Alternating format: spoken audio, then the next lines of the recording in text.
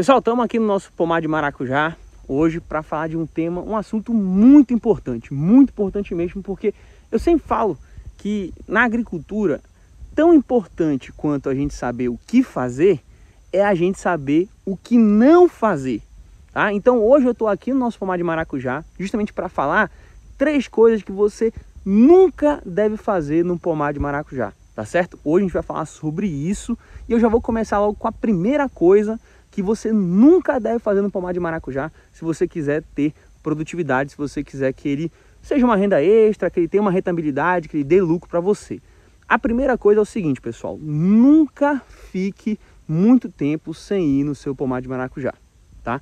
Nunca fique muito tempo sem ir no seu pomar de maracujá. E por que eu estou falando isso, pessoal? Primeiro ponto, eu vou contextualizar e vou justificar logo em seguida.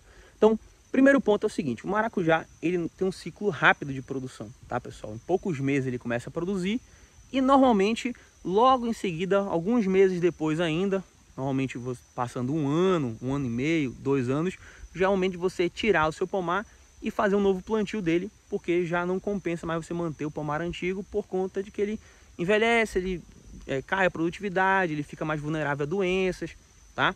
Então, ele tem um ciclo muito rápido, você tem que aproveitar o máximo possível a sua produtividade nesses anos que ele tem um alto potencial, certo? Beleza, segundo ponto é que o maracujá, pessoal, ele é muito sensível a certas pragas e doenças, tá certo? Isso, inclusive, varia de acordo com a época do ano. Tem épocas do ano que algumas pragas atacam mais frequentemente, mais comumente, e tem outras épocas do ano que outras pragas e doenças atacam mais comumente também. E algumas dessas pragas e doenças, pessoal, podem derrubar fortemente sua produtividade, tá? Podem levar sua produtividade realmente a praticamente zero, a inviabilidade do projeto, tá? Vou dar um exemplo aqui muito comum, a trips. A trips é uma praga muito comum no verão, tá? Na época seca realmente. Ela se instaura no pomar, ela suga a sua planta não se desenvolve, não floresce e não produz, tá? E muitas vezes pode acabar definhando até morrer. Então, o que eu quero dizer com isso? Eu quero dizer o seguinte, se você não está monitorando o seu pomar de maracujá com uma boa frequência, você está baixando sua guarda, você está abrindo as portas realmente para que pragas e doenças cheguem aqui no seu pomar, se instaurem e causem esse prejuízo para você, tá certo? Então, a primeira prática de prevenção e de controle de pragas e doenças é você monitorar, identificar a praga corretamente, ou a doença, né, corretamente, para você fazer realmente a prevenção ou o controle dela. Porque se a gente monitora constantemente, pessoal, muito provavelmente a gente vai conseguir identificar cedo aquela praga ou aquela doença no nosso pomar, antes dela se espalhar, antes dela se desenvolver, antes dela realmente causar um prejuízo maior. E aí quando a gente identifica cedo, o tratamento é mais rápido, é mais barato e é mais fácil. Quando a gente identifica muito tarde, o tratamento já é mais caro, o tratamento já é mais difícil, tá certo? E muitas vezes até ineficaz, dependendo da situação. E aí você já vai ter perda na sua produtividade, tá? E aí isso já compromete a saúde financeira do seu pomar, a sustentabilidade financeira do seu projeto. Outro ponto relacionado à frequência que você vai no seu pomar, pessoal, é que é o seguinte, quando o maracujá entra na fase produtiva, tem 2 coisas que acontecem. Primeiro, que ele vai florescer bastante, tá? Se ele estiver bem manejado, ele vai florescer muito. E o que acontece? Mesmo você tendo mamangavas na sua área, que estão visitando as flores do maracujá, naturalmente, para você ter altas produtividades, para você garantir altas produtividades, normalmente é interessante que, mesmo assim, você faça a polinização manual.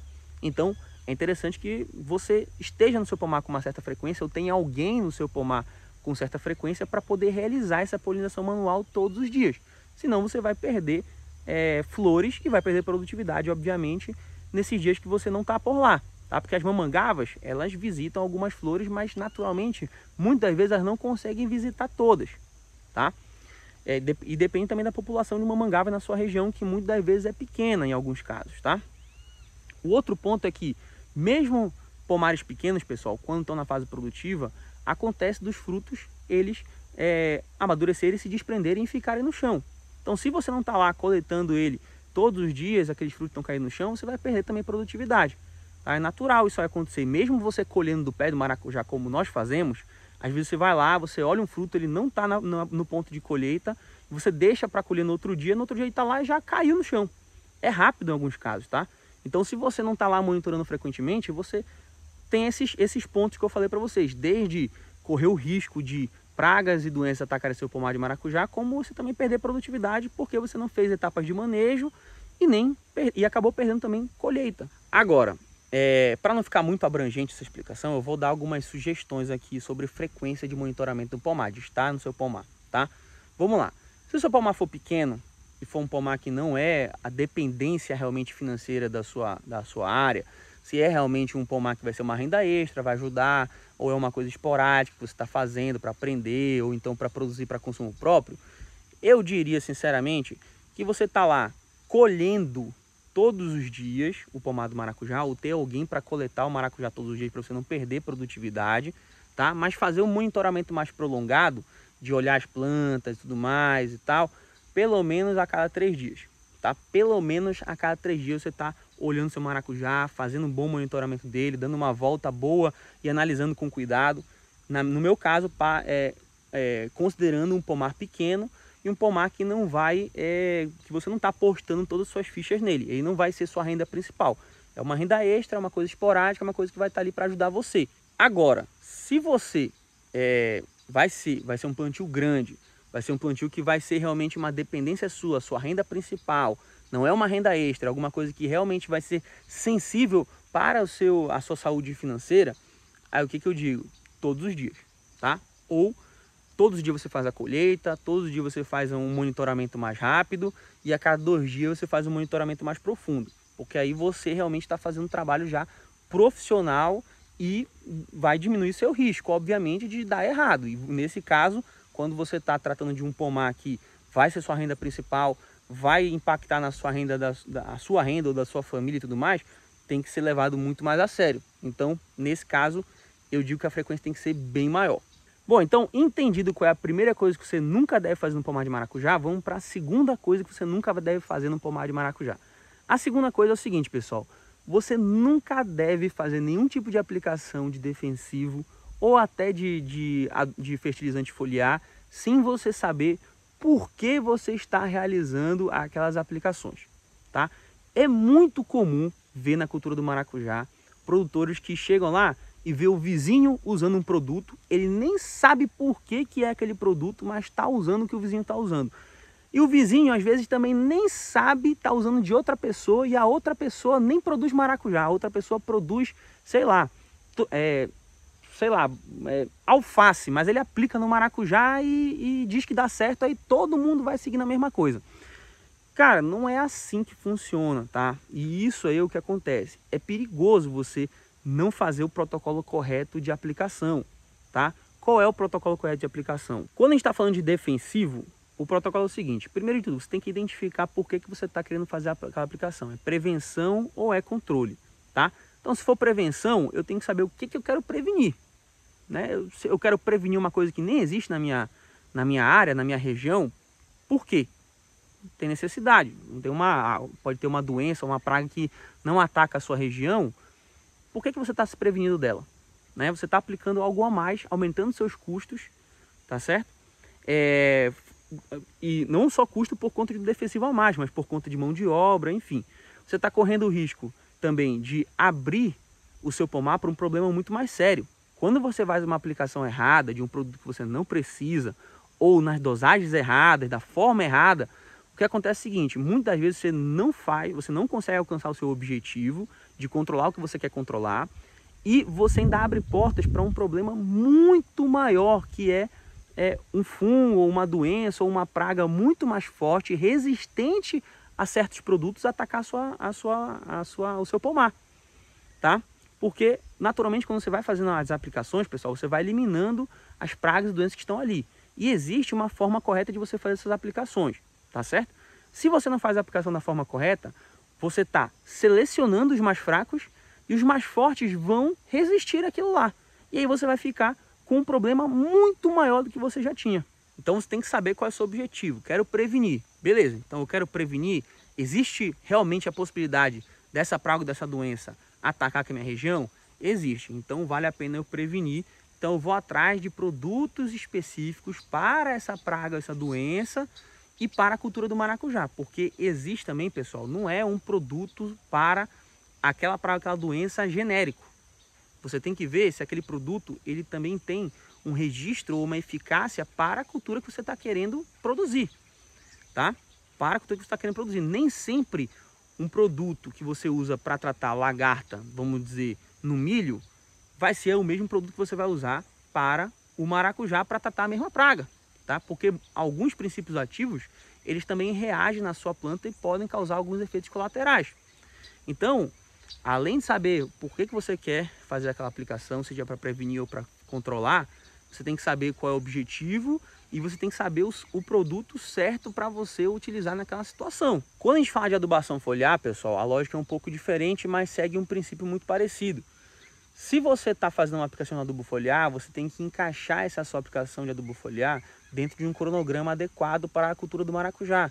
Não adianta você olhar para a cultura do açaí, por exemplo, que a gente tem aqui, fazer uma adubação foliar voltada para o açaí, que tem demandas diferentes da cultura do maracujá, e querer fazer a mesma coisa para o maracujá. Não é bem assim que funciona, tá? Você tem que tomar alguns cuidados em relação a isso. E tanto sobre a adubação foliar quanto para a aplicação de defensivos, pessoal, se você não sabe fazer essa análise, se você tem insegurança, se realmente é uma coisa que você você realmente não sabe nada sobre o assunto, procure um engenheiro agrônomo, procure um técnico agrícola, estude os artigos voltados para o maracujá, assista alguns vídeos aqui, fale com outros produtores que você percebe que tem embasamento sobre o assunto, e aí sim você junta essa base de conhecimento para poder realmente fazer suas aplicações corretamente. É muito perigoso você aplicar coisa no maracujá sem saber o objetivo, sem saber nada sobre o que você está aplicando. Eu vou até deixar sobre essa segunda dica aqui para vocês, pessoal, um vídeo para vocês terem como base do que nós fizemos quando nós tivemos o ataque de trips aqui. A trips, ela apareceu aqui no nosso pomar, ela nunca tinha aparecido antes, apareceu, surpreendeu a gente, e eu mostro nesse vídeo como nós fizemos a identificação, fizemos o diagnóstico, fizemos os controles e conseguimos resolver esse problema no nosso pomar. Então vou deixar esse vídeo aqui como referência para você ir lá e entender como é que esse protocolo, como é que esse passo a passo de identificação e utilização correta funciona. E a terceira coisa que você nunca deve fazer no seu pomar de maracujá, pessoal, nunca, é você usar qualquer adubo que você encontrar no seu pomar de maracujá, tá certo? Não é assim que funciona, tá? Cada cultura tem sua particularidade. O maracujá, ele tem suas demandas nutritivas, tá certo? E o que acontece é o seguinte, quando a gente faz a nossa adubação no maracujá, a gente não só considera a demanda dele, a gente considera também o que já tem disponível no nosso solo ou que pode ser disponibilizado no nosso solo, tá certo? Então a gente faz uma análise de solo antes, a gente pega uma recomendação do maracujá para nossa região. Se não encontrar para nossa região, pode usar de outra região mais próxima ou genérica, tá certo? Mas a gente tem que ter a tabela de demanda do maracujá, se possível o mais próximo possível da nossa região, e ter uma análise de solo para a gente saber o que tem no nosso solo, tá? Porque é muito comum também ver, na mesma dinâmica dos defensivos que eu falei ainda agora, ver gente que ver produtores que pegam o que o produtor vizinho está fazendo e faz igual, e às vezes o vizinho está na mesma dinâmica. Ele está copiando de outra pessoa, que está copiando de outra pessoa, e a outra pessoa nem produz maracujá, a outra pessoa produz limão. Não tem nada a ver com maracujá, e aí a pessoa vai lá e copia isso aí tudinho, e o que pode estar acontecendo é que ela está jogando adubo fora, porque ela pode estar adubando mais do que precisa, ou ela pode estar perdendo produtividade, porque ela pode estar adubando menos do que ela precisa, tá certo? E ainda pode estar comprometendo a fertilidade do solo dela, e comprometendo a longevidade do próprio pomar. Vou dar um exemplo para vocês de um caso de um inscrito aqui do canal, que foi lá no nosso Instagram e contou o caso dele, tá? O que acontece? Esse nosso inscrito, ele simplesmente chegou lá e começou a produzir maracujá. E aí ele começou a assistir nossos vídeos, né? Nossos vídeos, e a gente usa um adubo, que é o 131122 para a cultura do maracujá. Já tem vídeo explicando por que a gente usa esse adubo, qual é o cálculo que a gente faz sobre ele e tudo mais. Eu já mostrei isso aí antes, vou deixar aqui na descrição os vídeos, tá? Então a gente usava esse adubo. E o que acontece é que ele assistiu nosso vídeo, achou isso aí interessante, mas intrigante, porque ele não estava usando esse adubo e ele não estava tendo uma boa produtividade. Mas o vizinho dele estava usando o outro adubo, né? O adubo que ele estava usando também, e estava tendo uma boa produtividade. Então, o que acontece? Ele estava ali naquele meio campo, né? Ele estava usando o que o vizinho estava usando, mas não tinha resultado do vizinho.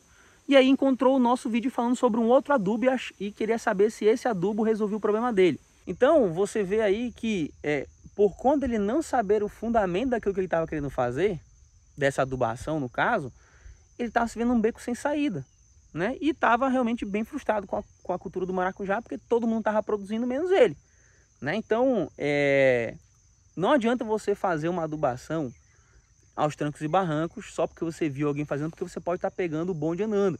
Você pode acabar pegando o bonde andando como ele pegou, e você não vai ter o mesmo resultado dessa pessoa se você não aplicar a técnica correta, tá? Então, mesma coisa que eu falei para os defensivos e para adubação foliar.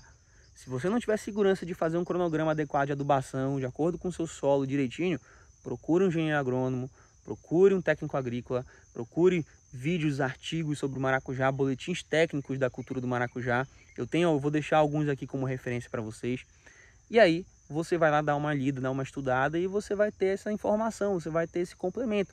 Sempre nos boletins técnicos, nos artigos, nos vídeos, a gente explica desde a época do plantio, como você faz a preparação da cova para o plantio, tem uma adubação específica que você faz ali, uma correção de solo que você faz ali, tem uma adubação específica nos primeiros meses, que é a adubação de desenvolvimento, de formação, depois você vai ter a adubação de produção. Então existe uma técnica, não é só você chegar lá e adubar de qualquer jeito, porque aí você não vai ter produtividade, você vai ter mais custos, ou você pode ter menos produtividade, menos custos, mas não vai alcançar realmente o objetivo, que é você ganhar uma boa renda com o maracujá, tá? Bom, pessoal, então esse vídeo aqui é para deixar meus 10 centavos aqui, ajudar você de alguma forma na sua empreita aí, no seu pomar de maracujá, seja você que está começando, seja você que já está com o pomar aí andando, mas tem algumas dificuldades, tem algumas dúvidas. Deixa aqui meus 10 centavos para ajudar. Se esse vídeo foi útil para você, deixa o like, se inscreve no canal, deixa o comentário também que ajuda muito a gente. Clique em hypar aqui também para ajudar o vídeo a chegar para mais pessoas, tá bom? E a gente vai ficando por aqui, galera. A gente se vê no próximo vídeo e até lá!